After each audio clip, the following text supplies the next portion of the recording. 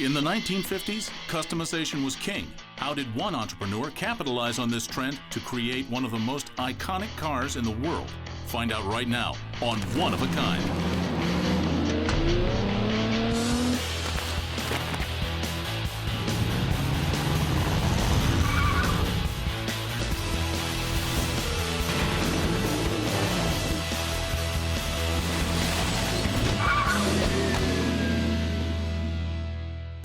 In 1956, everyone in America wanted a Cadillac Eldorado.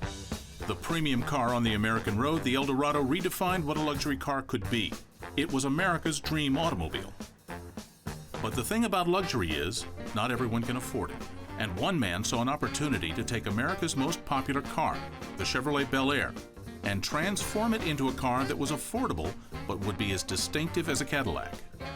This is the story of the poor man's Cadillac, and of a man who had a dream to create his own custom car on the shoulders of America's favorite chassis. This is the story of a legendary car called the El Morocco. There is no doubt that it is one of the rarest models in the history of modified Chevrolets. In late 1955, the Cadillac Eldorado was the undisputed king of the American road. A magnificent Eldorado town car by Cadillac. Reuben Allender, a millionaire Detroit industrialist, recognized America's love affair with the Eldorado, but he also knew that few could afford it. Around 55 or 56, he got this idea, so he started using Chevys because they were more accessible and much more popular than any other car. Being a car enthusiast, Allender was no stranger to customized cars. In the mid-1950s, buying a car was only the first step in ownership.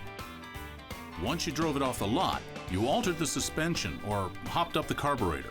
You customized it to suit your individual tastes. A car from the factory was only a suggestion of what it could be. Customizing your own car was an American rite of passage ever since the automobile was mass-produced. In the beginning, cars didn't come with much of anything in the way of decoration or luxury, so Americans rolled up their sleeves and did it themselves. As factory cars started adding features of their own, customizers got even more creative. They cut through the sheet metal and swapped out the bumpers, grills, lights, and more to create a style that was uniquely their own. With an advanced knowledge of custom cars, Allender realized that America had an appetite for luxury without the pocketbook to match. Thousands of people were already modifying their Chevrolets. Allender had a hunch there would be a market for special orders. In 1956, a company by the name of Allender and Company started doing modifications to the 56 convertibles. They made 19 56 convertibles. That was the first time that General Motors had ever allowed anyone to modify their car and still keep the factory warranty. He was known as a good businessman. One of the stories I heard, his first big deal that he bought, he had sold it before he even bought it. His one passion was he was a wheeler dealer.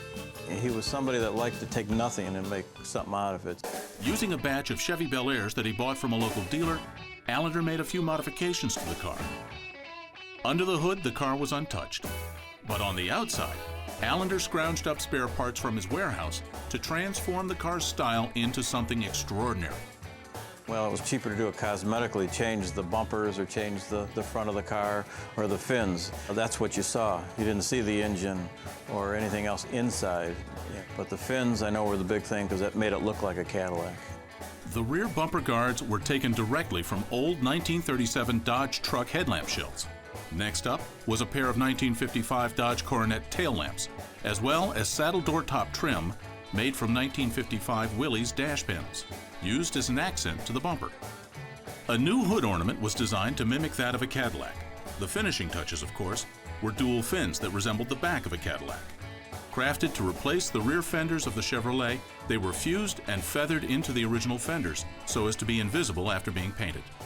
It was a styling, is what they was trying to get to simulate a more luxurious car than a Chevy, but yet for only $700 more, you could have Cadillac styling in a 57 Chevy. From all the scrounging up of available spare parts, the work on the car was a little like creating Frankenstein's monster. But the result was absolutely incredible. When Allender saw how distinctive his custom cars looked, he decided to give them a new name before releasing them to the world. Something that evoked the dream car everyone wanted. Allender settled on the name El Morocco to evoke the exotic foreign names of the Biarritz and the Seville, as well as to get as close to El Dorado as he dared. With a luxury look for a lower price, Allender expected the cars to be hot sellers. But those predictions turned out to be optimistic.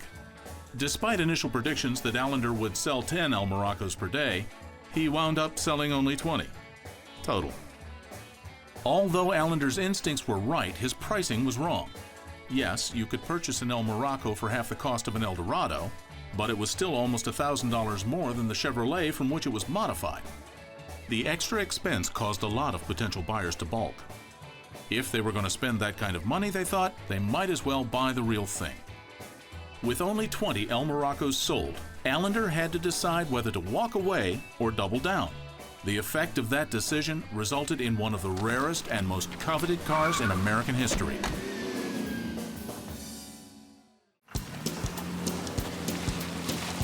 The El Morocco was a customized Chevrolet Bel Air designed to look like the most coveted car on the planet, the Cadillac El Dorado. Using custom fabrication and spare parts, industrialist Reuben Allender hoped to sell hundreds of them at half the cost of a real El Dorado. But the El Morocco fell into a dark valley of customer demand. Too expensive for a Chevrolet customer and too cheap for a Cadillac customer. Price-wise, it was in between, like a Chevy and a Cadillac. And, so the theory was if people could afford to spend, say, $3,000 at the time, you could go spend another $1,500 or $2,000 and buy the real thing. The El Morocco floundered, selling a total of 20 cars in its first year. Allender had to make a decision to continue production on the El Morocco or walk away for good. Allender believed in his modifications. So when the 1957 Chevrolet came out, he bought a new batch and went to work. This time he focused on the hardtop, making only 3 convertibles to complement them. And in '57, he started the 2-door hardtops and 4-door hardtops and painted the tops silver on them so that it emulate the Cadillac. But it really didn't take off. It was about $775 for the modification. When he got done with the hardtops, he decided he would try to do some convertibles again. So he did the last 3 cars were convertibles. This was the second to last car made as a convertible, but they were competing with the Edsels and the Oldsmobiles and the Buicks, and I guess the people just didn't take savvy to them, you might say. The fabrication of the rear fins proved to be more challenging than anticipated. This required major metalwork changes, welding steel tail fin extensions onto the fender. Allender didn't want anything to go to waste, so everything he removed from the Chevrolet was resold to local collision shops. Again, Allender didn't waste time underneath the hood. All changes he made to the Chevys were purely cosmetic. The El Moroccos featured Chevy's 283 V8 and included Powerglide automatic, radio, and heater. One final touch was a leather pad on the steering wheel. On it was stamped El Morocco, custom built for, with a space for the name of the owner. But the restyled and retooled 1957 El Morocco wasn't enough to raise Allender's fortunes. Part of the problem was that the price was still too high, even though Allender dropped it by over $200. But another reason may have been the increasing reluctance of General Motors to allow the proud Chevrolet name to be modified by just anyone. I'm not so sure he had an agreement with them at all, because from what I've heard, one of the reasons he stopped doing it is because Chevy started giving him a hard time because of what he was doing. The story goes that a police officer pulled over an El Morocco and was surprised to see the car registered under the El Morocco name. That story made it back to Edward Cole, the Chevrolet general manager, who didn't appreciate his brand of automobile going under an alias. In any event, Allender quietly wound down production of his beloved El Moroccos, pulling the plug in 1957. All in all, fewer than 40 cars rolled out of his shop, and of those, only a precious 3 were convertible 1957 El Moroccos. People would always see it driving down the street, and you would, especially with younger people, you'd see their heads turn and look and see, what is that? Where'd you get that? Of the 1.7 to 1.8 million 57 Chevys, the El Morocco is considered to be the rarest of all cars. Arguably, the El Morocco has become more iconic and legendary than the car it was trying to imitate. Without question, it has become one of the rarest cars in the world. In fact, the car is so rare that most people have never seen one in person. We'll find out what happens when they catch their first glimpse right after this. The unique styling of the El Morocco continues to make it one of the most eye-catching cars in history. But with such a limited run, virtually no one has ever seen one. For many, the El Morocco is a myth, a legend of the road. As the car became more valuable, then you heard more stories, and it was like, oh, gee, you know, what was that? And your grandfather did that? When we took it out of the trailer, everybody at the show came over to the car, wanted to know what it was. One guy even made a comment, he said, boy, it looks like you put the back of a Cadillac on it, but boy, you did a nice job. The first 9 shows it was in, it won People's Choice and Best of Show all 9 shows. The El Morocco is a symbol of a forgotten age, an age where cars were made to be customized, when what your car looked like was an indication of who you were. This rare El Morocco convertible retains the spirit of that age and is absolutely one of a kind.